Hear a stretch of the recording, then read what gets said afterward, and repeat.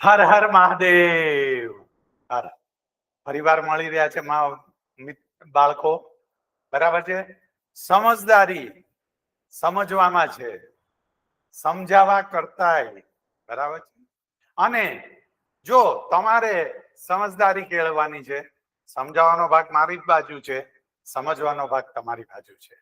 તો જે સમજવું હશે અને સમજવા માંગતા હશે અને સમજવાથી તમારા અસ્તિત્વમાં, તમારા ફ્યુચરમાં, તમારા રિઝલ્ટમાં તમને એમ થતું હોય ફેર પડતો હશે તો છેલ્લે સુધી જોડાયેલા રહેશે, બરાબર. અને આ મોસ્ટ આઈએમપી એમસીક્યુઝ છે તમારી એક્ઝામમાં પૂછાવા યોગ્ય, બરાબર છે. તો ચાલો આપણે આગળ વધીએ. પહેલો જ એમસીક્યુ જોઈએ. એ term the volume of amniotic fluid is around, એટલે ફૂલ ટર્મે એમનિયોટિક ફ્લુઇડ કેટલું હોવું જોઈએ, કેટલું હોવું જોઈએ એવું કહેવા માંગે છે. તો એના 4 ઓપ્શન છે: 1200 ml, 800 ml, 600 ml ને 300 ml, બરાબર છે. તો ઘણી બુક લખે છે 600 થી 800 ml, પણ જવાબ જ્યારે આ રીતે દેવાનો તમારે આવે તો તમારો જવાબ હોવો જોઈએ 600 ml. કેટલો હોવો જોઈએ? 600 ml. હવે બીજું જોઈએ. Involution of the uterus is completed by. હવે ઇન્વોલ્યુશન ઓફ ધ યુટ્રસ એટલે શું? સૌથી પહેલા તો એ જ સમજો, પ્રેગ્નન્સી દરમિયાન ગર્ભ એટલે ફીટસ યુટ્રસમાં હોય એટલે એની સાઇઝ મોટી થાય છે, અને જ્યારે બાળકની ડિલિવરી થઈ જાય પછી ફરી પાછું મૂળ પરિસ્થિતિમાં યુટ્રસ આવે, એ આખી પ્રોસેસને ઇન્વોલ્યુશન ઓફ ધ યુટ્રસ કહે છે, બરાબર છે. ઇન્વોલ્યુશન ઓફ યુટ્રસ કમ્પ્લીટેડ બાય એટલે કે બાળકની ડિલિવરી થયા પછી જે ગર્ભાશય બહુ મોટું થઈ ગયું છે યુટ્રસ, એ ફરી પાછું નોર્મલ લેડીને જેટલું યુટ્રસ હોય એવડું થતા કેટલો સમય થાય છે? તો ડિલિવરી પછી 8 વીક, 12 weeks after delivery એટલે ડિલિવરી પછી 12 week, 6 weeks after delivery or 16 weeks after delivery. તો તમારો જવાબ છે 6 weeks after delivery. જો સમજવાનું છે તમારે, બરાબર છે. હું બરોબર સમજાવું છું પણ સમજવાનું તમારે છે, અને એટલા માટે જ હું તો કહું છું involution of the uterus is completed by, આની આગળ લખી નાખો 6 weeks after delivery.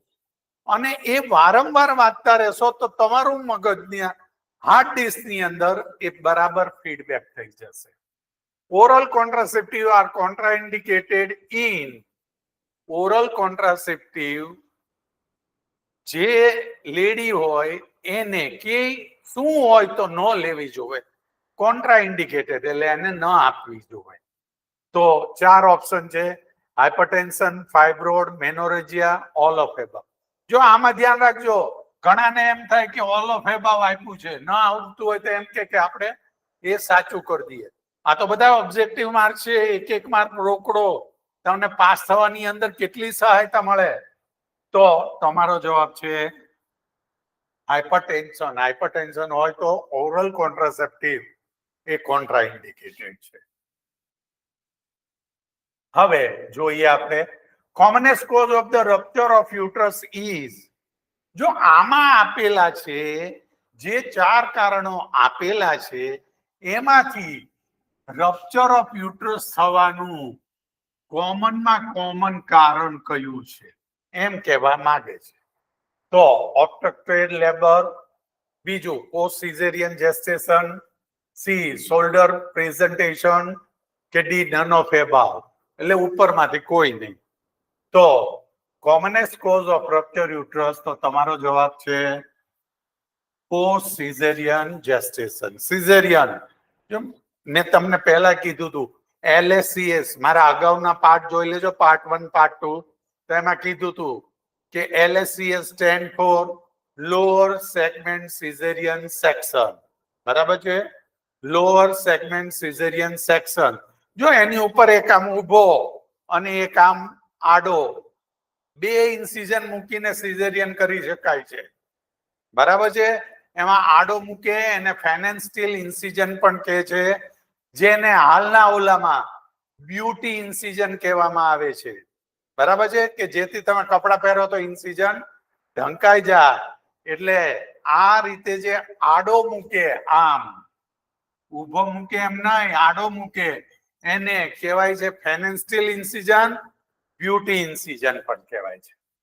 This is not a assisted reproductive technique. આમાંથી કઈ એવી વસ્તુ છે જે આસિસ્ટેડ રિપ્રોડક્ટિવ ટેકનિક નથી? બરાબર છે. તો જીઆઈએફટી ગિફ્ટ, ઝેડઆઈએફટી, આઈવીએફ એમ્બ્રિયો ટ્રાન્સફર કે આર્ટિફિશિયલ ઇન્સેમિનેશન ઇન યુટ્રસ. તો તમારો જવાબ આવશે આર્ટિફિશિયલ ઇન્સેમિનેશન ઓફ યુટ્રસ. એટલે સ્પર્મ છે એને સીધા જ યુટ્રસમાં દાખલ કરવામાં આવે તો એ રિપ્રોડક્ટિવ ટેકનિક આસિસ્ટેડ નથી. ત્યાં મિલન, એ પછી સ્પર્મ આગળ વધે અને ઓવમ સાથેનું મિલન, ફર્ટિલાઇઝેશન થાય. Now increase blood sugar level in children is called. જો બ્લડ શુગર લેવલ મોટામાં વધે કે નાનામાં વધે, નાનામાં વધે કે મોટામાં વધે એને કહેવાય એક જ. એવું નથી કે નાનામાં વધે એને કઈ જુદું કહેવાય અને મોટામાં વધે તો જુદું કહેવાય. વધે શું કીધું છે? ઇન્ક્રીઝ એટલે વધવું. Blood sugar level in children શું વધે છે? ઇન્ક્રીઝ. શું વધ્યું? Blood sugar level. તો વધે તો એ શબ્દની આગળ હાઈપર આવે અને ઘટ્યું હોય તો એ શબ્દની આગળ હાઈપો લાગે. બરાબર છે. આ બે વસ્તુ. તો આમાં 4 ઓપ્શન આપ્યા છે: હાઇપરગ્લાયસેમિયા, હાઇપરનેટ્રીમિયા, હાઇપરકેલેમિયા અને હાઇપોગ્લાયસેમિયા. તો તમારો જવાબ આવશે હાઇપરગ્લાયસેમિયા. જો બ્લડ શુગર વધ્યું, હવે આની જગ્યાએ ઇન્ક્રીઝ ની જગ્યાએ હું ડિક્રીઝ લખી નાખું, decrease blood sugar level in children is cold, તો તમારો જવાબ આવશે હાઇપોગ્લાયસેમિયા. એ ડિક્રીઝ થયું. હાઇપોનેટ્રીમિયા એટલે સોડિયમ, ઇલેક્ટ્રોલાઇટ છે ને સોડિયમ, જો આ સોડિયમ, તો હાઇપોનેટ્રીમિયા. અને પોટાશિયમમાં હાઇપોપોટેશિયમિયા નથી આવતું, હાઇપોકેલેમિયા. તો આ હાઇપરકેલેમિયા, અહીંયા હાઇપરકેલેમિયા છે પણ આમાં પોટેશિયમ વધ્યું એટલે હાઇપરકેલેમિયા થયું. બરાબર છે. ચાલો next. Oral contraceptive are contraindicated in. ફરીવાર આવ્યું, તમે તરત બોલી ગયા હશો. જે સમજીને જોતા હશે કે તમારો જવાબ છે હાઇપરટેન્શન. સમજદાર છો એટલે સમજી જલ્દી જાઓ છો. Out of the following the hormone is not placental hormone. નીચેના પૈકીનો કયો હોર્મોન પ્લેસેન્ટલ હોર્મોન નથી? તો પહેલું આપ્યું છે ઇસ્ટ્રોજન, પ્રોજેસ્ટેરોન, એચસીજી. એચસીજી એટલે human chorionic gonadotropin hormone, HCG. Human chorionic gonadotropin hormone, HCG. અને ડી છે એ ટેસ્ટેસ્ટેરોન. નથી. Out of the following the hormone is not, તો તમારો જવાબ આવશે ટેસ્ટેસ્ટેરોન. કારણ કે ટેસ્ટેસ્ટેરોન છે એ મેલ સેક્સ્યુઅલ હોર્મોન છે. બરાબર. તો એ પ્લેસેન્ટા મેલમાં ન હોય, એ ફિમેલમાં જ હોય. જે ગર્ભવતી હોય એને પ્લેસેન્ટા થ્રુ જે પોષણ મળતું હોય છે. બરાબર છે. તો ચાલો આપણે આગળ વધીએ. Now in menstrual cycle proliferative phase under control of, એટલે માસિક ધર્મનું આખું જે સાયકલ છે એમાં પ્રોલિફેરેટિવ સ્ટેજ ફેઝ એ કોના કંટ્રોલમાં છે? તો A oestrogen, B progesterone, C A and B કે D HCG, human chorionic gonadotropin hormone, HCG નું ફૂલ ફોર્મ. બરાબર છે. તો પ્રોલિફેરેટિવ ફેઝ કોના કંટ્રોલમાં છે? ઇસ્ટ્રોજનના કંટ્રોલમાં. હવે આપણે જોઈએ drugs which is use to suppress lactation. જો લેક્ટેશન સપ્રેસ કરવાનું છે, હવે માનો કે બેબીને માતા કરતા અલગ રાખવાનું છે અને માતાનું ધાવણ બેબીને દેવાનું નથી, એવી કોઈ કન્ડિશન હોય, અથવા તો ડિલિવરી પછી તરત જ ઇમિડિયેટ બાળકનું ડેથ થઈ ગયું હોય, તો ફૂલ ટર્મ ડિલિવરી પછી બાળકને માતાને જે બ્રેસ્ટ ફીડિંગ હોય છે એને સપ્રેસ કરવાનું છે, ઘટાડવાનું, તો એની માટેની દવા કઈ? મેટાક્લોપ્રોમાઇડ, સલ્ફિરાઇડ, ઓક્સિટોસિન કે બ્રોમોક્રિપ્ટિન? તો તમારો જવાબ આવશે બ્રોમોક્રિપ્ટિન. હવે તમે લોકો સમજદાર છો એટલે એક વસ્તુ આમાં મેં પેલી કરી છે, તમે તમારી રીતે આ સમજીને વિચારીને જવાબ આપજો. Following drugs is given to mother during preterm labor to enhance fetal lung maturity. Enhance કરવાની છે શું? ફીટલના લંગ્સની મેચ્યોરિટી, એટલે કે એ પૂરેપૂરું રેસ્પિરેશન લઈ શકે. ક્યાં? પ્રીટર્મ લેબર. પ્રીટર્મ લેબર થી થાય ને બેબી, તો એના ફીટલ લંગની મેચ્યોરિટી માટે કોર્ટિકોસ્ટેરોઇડ, એન્ટીબાયોટિક, ટોકોલાઇટિક અને સેડેટિવ. તો પહેલી જ વસ્તુ, સેડેટિવ તો આવે નહીં, એ તો ગેન માટે છે. એન્ટીબાયોટિક ઇન્ફેક્શન માટે છે. જે રમત છે એ આ બેમાં છે. જે રમત છે એ આ બેમાં છે. બરાબર છે? મેં આમાં જો સી માં ડાર્ક કર્યું છે, એટલે ઘણાને એવું હોય તરત જોઈ લીધું, નામ કરી લીધું. હવે હું તમને સમજાવું. ટોકોલાઇટિક છે એ પ્રીટર્મ લેબર ન થાય એની માટે, જેને આપણે ગુજરાતી ભાષામાં કહીએ છીએ ઠંડક, ઠંડક માટે, તો એની માટે ટોકોલાઇટિક આપવામાં આવે છે. ફીટલ લંગ મેચ્યોરિટી માટે પ્રીટર્મ લેબર વખતે કયું આપવામાં આવે છે? કોર્ટિકોસ્ટેરોઇડ. મેં ચાઈને આમ કર્યું હતું, બે અનુસરે છે, પણ આ પ્રીટર્મ લેબર ન થાય એની માટે ઠંડક માટે કે ને, એની માટે ટ્રોકોલાઇટિક છે. પણ ફીટલ લંગ મેચ્યોરિટી માટે કોર્ટિકોસ્ટેરોઇડ. તો તમારો જવાબ શું છે? કોર્ટિકોસ્ટેરોઇડ. આ તમારો જવાબ છે. બરાબર છે? ફીટલ લંગની મેચ્યોરિટી માટે. બરાબર સમજો. એટલે જ કહું છું છેલ્લે સુધી જોડાયેલા રહ્યો. કારણ કે તમે જેવી જીએનએમ કે બીએસસી ફાઇનલ પાસ કરશો પછી તમને બધાને એમ છે ગવર્મેન્ટ જોબ જોતી છે. તો ગવર્મેન્ટ જોબમાં આ જ રમત હોય છે, એમસીક્યુ ની. અને એ જ એમસીક્યુ નું, બરાબર છે, હું આખું પેલું કરાવું છું. તમે મારી ચેનલ સબસ્ક્રાઇબ કરો, આગળના બધા જ વિડીયો જોશો. તો બોડી પોઝિશન ઉપરના આપ્યા છે, એ પહેલાનું આપ્યું છે. તો વિચારી લ્યો, તમારું અસ્તિત્વ ચમકતું કરવું હોય તો અસ્તિત્વ નર્સિંગ ગુરુકુળ સાથે જોડાયેલા રહ્યો, ચેનલ સબસ્ક્રાઇબ કરો. Most common cause of death in premature newborn: cerebral haemorrhage, asphyxia infection કે નિયોનેટલ જોન્ડિસ? તો કોમનેસ્ટ કોઝ આવશે તમારું એસ્ફેક્સિયા. એસ્ફેક્સિયા, બરાબર. Now, the denominator in breech presentation. Breach પ્રેઝન્ટેશનમાં ડિનોમિનેટર એટલે શું હોય છે? તો એનો જવાબ છે સેક્રમ. સેક્રમનો ભાગ છે ને એ બ્રીચ પ્રેઝન્ટેશનમાં. અને in second stage of labour, which of the following drugs is given to improve uterine contraction? જો second stage of લેબરમાં uterine contraction વધારવા છે, એક જ વાત યાદ રાખવાનું, ઓક્સિટોસિન છે એ યુટ્રાઇન કોન્ટ્રેક્શન વધારે. બરાબર છે? તો આગળ વધીએ આપણે. નાઉ ઇફ, જો આ બહુ ઇમ્પોર્ટન્ટ ક્વેશ્ચન છે, તમે કોઈ બી કોમ્પિટિટિવ એક્ઝામ દો ને તો એમાં આ એક છે ને, આમ કે ને કે ગમતો ક્વેશ્ચન. 100 માર્કના 100 ક્વેશ્ચન હોય તો એકાદો તો ગાયનિક ઓબ્સ્ટેટ્રિક ની અંદરના 20 માર્ક કે ગમે એટલો હોય તો આ ગમતો ક્વેશ્ચન છે. If last menstruation period is 10th of June 2024, then EDD should be of following. Which of following? બરાબર છે? Which of following? ભાઈ ટાઈપમાં ભૂલ થઈ જાય તો એની માટે શું છે? તો કે પ્રેગ્નન્સી ટિપિકલી લાસ્ટ 40 વીક. કેટલા વીક ગણવાના? 40 વીક ગણવાના. એકના અંદર 7 દિવસ હોય તો 40 વીકમાં કેટલા દિવસ થાય?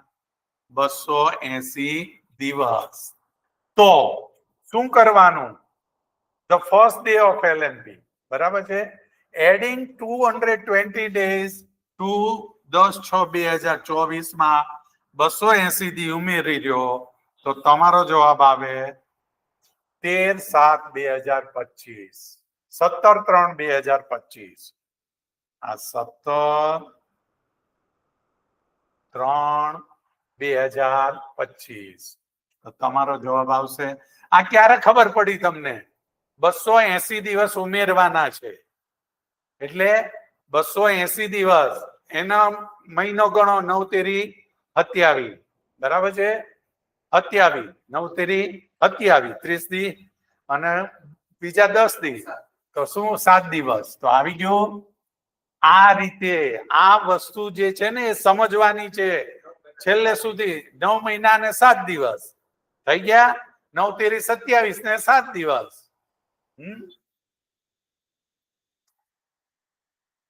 Snowstorm pattern in USG is characterized of, જો અહીંયા તમારે of p થઈ ગયો છે, of ની જગ્યાએ of which of the following condition? આ USG માં snowstorm એવી પેટર્ન USG માં શું હોય તો જોવા મળે છે? એક્લેમ્સિયા, એબ્રપ્શન placenta, હાઇડેટિક forms mall or placenta પ્રીવિયા.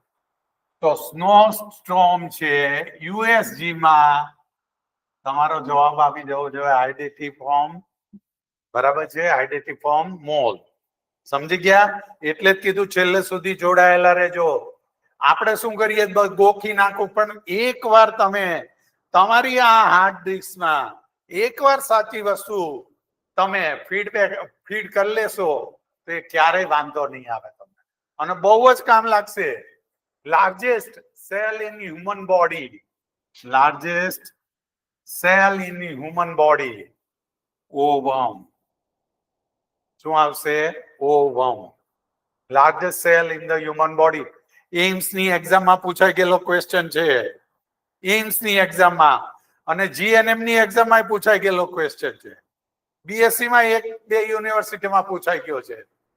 Largest cell in human body.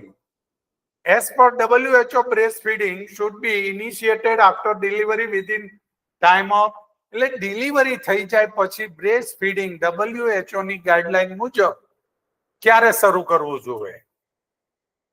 60 minute. As soon as possible એમ છે, પણ WHO ની ગાઈડલાઈન પ્રમાણે 1 કલાકે.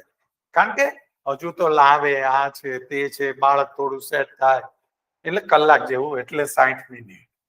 બરાબર છે? Normal labour tax place after ખાલી જગ્યા લાસ્ટ મેન્સ્ટ્રુએશન પીરિયડ. જો ઓલો નોલો ક્વેશ્ચન બીજી રીતે પૂછ્યો એમાં તો તમને આજ ખબર હોવી જોઈએ. જો હું તમને પાછળ લઈ જાઉં, જો છે 280 દિવસ તો એ જ વસ્તુ તમે યાદ રાખી હોય તો અહીંયા તમારો જવાબ તરત જ આવી જાય 280 દિવસ. Which vaccine is not safe in pregnancy? Pregnancy માં કઈ વેક્સિન? જો આ 4 માંથી, આ 4 માંથી કહું છું, આ 4 માંથી આવશે ડી. આ 4 આપ્યું છે એમાંથી એક પણ હું તમને કહી દઉં. MMR, મીઝલ્સ, મમ્સ, રૂબેલા, વેરિસિલા એટલે ચિકન પોક્સ ની અને યેલો ફીવર. બરાબર છે? આ ત્રણેય વેક્સિન એ સેફ નથી પ્રેગ્નન્સીમાં. હવે માનો કે આનો આ જ ક્વેશ્ચન MMR મેં કાઢી ને જગ્યાએ મેં યેલો ફીવર મૂકી તો તમારો જવાબ આવે યેલો ફીવર. પણ એ ક્યારે ખબર હોય? જ્યારે તમને ખબર હોય કે MMR ઉપરાંત વેરિસિલા એટલે કે ચિકન પોક્સ ની અને યેલો ફીવર એ ત્રણેય વસ્તુ, ત્રણેય વેક્સિન પ્રેગ્નન્સીમાં સેફ નથી આપી. In menopause, female has not menstruate continuous for month. કેટલા મહિના સુધી માસિક ન આવે તો એને મેનોપોઝમાં છે અથવા મેનોપોઝ થઈ ગયું એમ કહેવાય. મેનોપોઝ તરીકે કન્સિડર કરવાનું, એને માન્ય રાખવાનું. તો તમારો જવાબ છે 12 મહિના. A menopause female has not been menstruate continuous for month 12. 12 મહિના સુધી ન આવે એટલે એને કહેવાય કે ભાઈ ફિમેલ ને મેનોપોઝ આવી ગયો છે. Which vaccine not safe in pregnancy? ફરીવાર આવ્યું. તમારો જવાબ છે MMR. MMR ની જગ્યાએ હું યેલો ફીવર લખું તોય તમારો જવાબ એ યેલો ફીવર આવવો જોઈએ. Which hormone is produced by the corpus luteum? Which hormone is produced by corpus luteum? તમારો જવાબ આવશે પ્રોજેસ્ટેરોન. કોર્પસ લ્યુટિયમ દ્વારા પ્રોજેસ્ટેરોન હોર્મોન થાય છે. Now, how much weight of non-pregnant uterus? જો આપણે ઓલું આવ્યું ને ઇન્વોલ્યુશન ઓફ યુટરસ એટલે કે નોર્મલ લેડી હોય એને કેટલા ગ્રામનું હોય તો કે 60 ગ્રામ. બરાબર 60 ગ્રામ. The creamy substance on the newborn is known as creamy substance. સફેદ સફેદ ચોંટેલું હોય છે બાળકને, નવજાત શિશુને, બરાબર ગ્રેઇશ વ્હાઇટ કલરનું હોય છે. ક્રીમી સબસ્ટન્સ ગ્રેઇશ વ્હાઇટ કલરનું એને કહેવાય વર્નિક્સ સિયોઝા.